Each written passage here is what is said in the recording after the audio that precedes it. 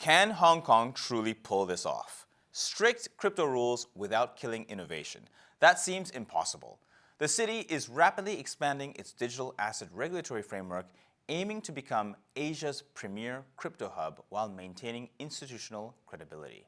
Thanks to the recent blockchain conference, Consensus Hong Kong, a major annual conference focused on the blockchain industry, policymakers unveiled a series of initiatives to strengthen the domestic digital asset landscape. Under the supervision of the Securities and Futures Commission, Hong Kong has rolled out a formal licensing regime for virtual asset platforms and is now sharpening oversight around custody, stablecoins, market disclosures, and retail participation.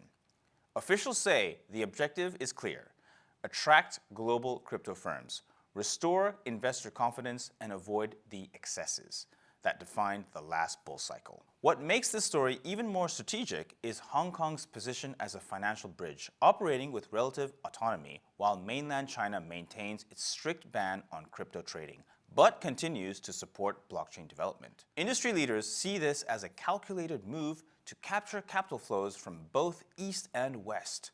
If Hong Kong can prove that regulation and growth are not mutually exclusive, could it rewrite the global playbook for how crypto markets are governed? And that's a wrap. I'm Adel Burton, and you're watching Crypto TV. Web3.tv